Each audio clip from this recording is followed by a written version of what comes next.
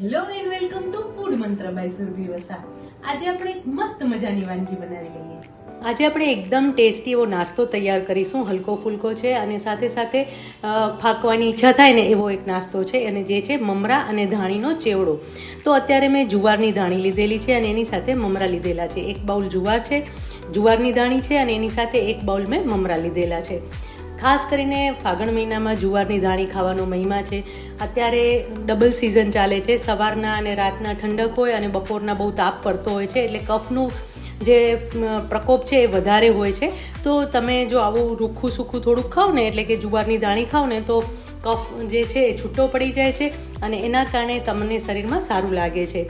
તો સૌથી પહેલાં તો જ્યારે પણ તમે જુવારની ધાણીનો ચેવડો બનાવો ને, ત્યારે જુવારની જે ધાણી છે એને પહેલાં શેકી લેવાની છે. હવે એક કઢાઈમાં જુવારની ધાણી લેવાની છે અને એને શેકી લેવાની છે.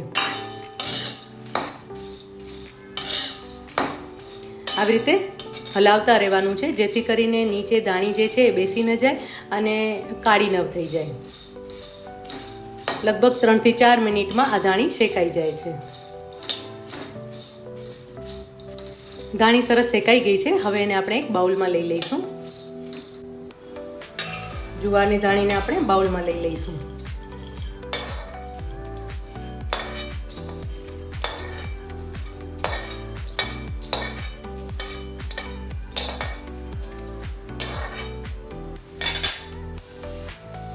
હવે આ ધાણી માટે આપણે એક મસાલો તૈયાર કરી લઈએ. આ મસાલો એકદમ ટેસ્ટી છે અને તમે જ્યારે સાદા મમરા વઘારો ને ત્યારે પણ તમે એમાં આ મસાલો ઉમેરી શકો છો. એના માટે આપણે સૌથી પહેલાં 2 ટીસ્પૂન લાલ મરચું પાવડર લઈશું. એની સાથે 1/2 ટીસ્પૂન હળદર એડ કરીશું. 1/4 ટીસ્પૂન હિંગ લેવાની છે. અડધી નાની ચમચી આપણે ગરમ મસાલો એડ કરીશું. 1 નાની ચમચી ચાટ મસાલો લઈશું. અડધી નાની ચમચી સંચળ પાવડર એડ કરવાનો છે અને એની સાથે 1 નાની ચમચી આપણે આમચૂર પાવડર લઈશું, જેથી કરીને ખટાશ પણ બહુ જ સરસ લાગશે અને તીખાશ. અને હવે આપણે ગળપણ એડ કરીશું. ગળપણમાં હું અત્યારે દળેલી ખાંડ લઈ રહી છું.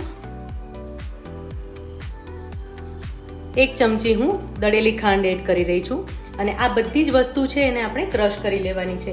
આમ જોવા જઈએ તો આ બધી જ વસ્તુને તમે જ્યારે ધાણી અને મમરા વઘારો ત્યારે પણ તમે એડ કરી જ શકો છો અને મિક્સ કરી શકો છો.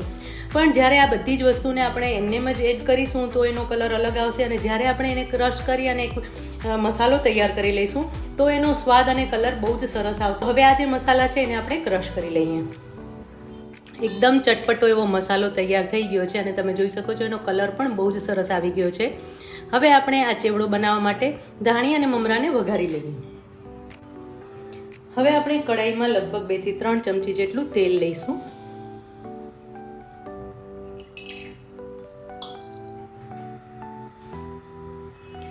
અડધી ચમચી રાઈ એડ કરી લઈશું.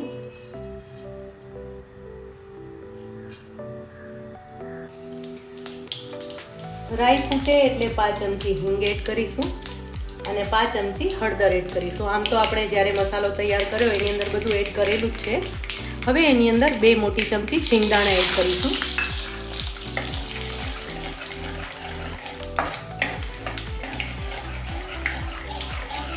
શિંગદાણા થોડા શેકાવા આવે ત્યાં સુધી એને 1 મિનિટ માટે શેકવાના છે.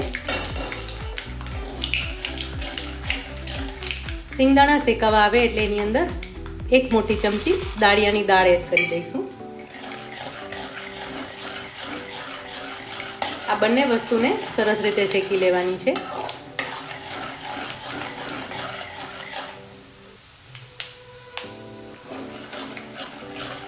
હવે એની અંદર 1 નંગ લીલું મરચું છે, જેને મેં બારીક સુધારી લીધું છે, એ ઉમેરી લઈશું.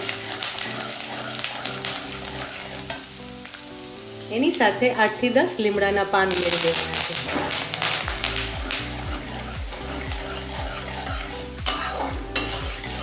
બધી જ વસ્તુ સરસ રીતે શેકાઈ ગઈ છે.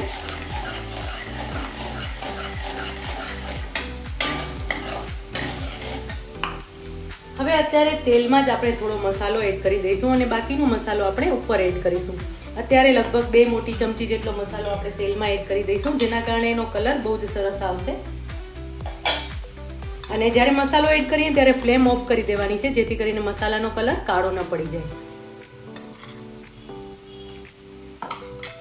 2 ચમચી મસાલો આપણે એડ કરી દીધો છે અને એને આવી રીતે મિક્સ કરી લેવાનું છે. હવે એની અંદર ધાણી એડ કરી દઈશું, તરત જ એડ કરી દેવાની છે અને સાથે મમરા એડ કરી દઈશું. હવે બધી જ વસ્તુ સરસ રીતે મિક્સ કરી લેવાની છે.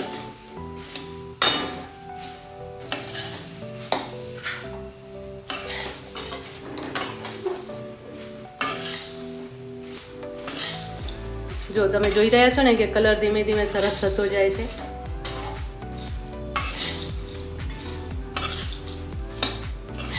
ખાસ એ યાદ રાખવાનું છે કે ફ્લેમ ઓફ કરી દેવાની છે, જેથી કરીને મસાલો કાળો ન પડી જાય અને એનો કલર એકદમ સરસ રહે.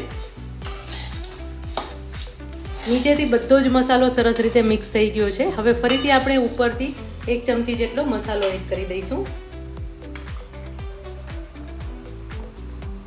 અને થોડા પ્રમાણમાં મીઠું. આમ તો આપણે સંચળ પાવડર અને ચાટ મસાલો બંને એડ કર્યા છે, એટલે મીઠું જે છે એ આપણે અડધી ચમચી જેટલું જ એડ કરીશું. નાની અડધી ચમચી જેટલું જ એડ કરવાનું છે. આમ પણ મમરા જ્યારે પણ બનાવતા હોય ને ત્યારે મીઠું છે હંમેશા થોડું ઓછું જ એડ કરવાનું છે, કારણ કે મમરા છે એની અંદર પણ થોડા પ્રમાણમાં ખારાશ હોય છે. બધી જ વસ્તુને સરસ રીતે મિક્સ કરી લેવાની છે. હવે જ્યારે આ સ્ટેજ ઉપર આપણે મિક્સ કરતા હોય ને ત્યારે જ એની અંદર સેવ એડ કરી દેવાની છે, જેથી કરીને એની અંદર પણ સરસ મસાલાનો સ્વાદ પડી જાય.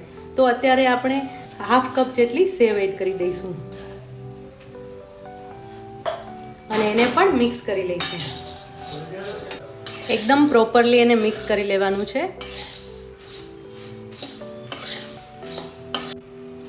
બધા જ મસાલા એકદમ સરસ મિક્સ થઈ ગયા છે અને ધાણી મમરાનો ચેવડો તૈયાર છે. એકદમ ટેસ્ટી છે. આ ચેવડો તમને ભૂખ લાગે ત્યારે તમે બાઉલ ભરીને ખાવશો તો પણ બહુ જ સરસ લાગશે. ધાણી મમરાના ચેવડાને સર્વ કરી લઈએ. એકદમ ટેસ્ટી છે. આ જે ચેવડો છે એ તમે ચા સાથે ખાશો તો બહુ જ સરસ લાગશે.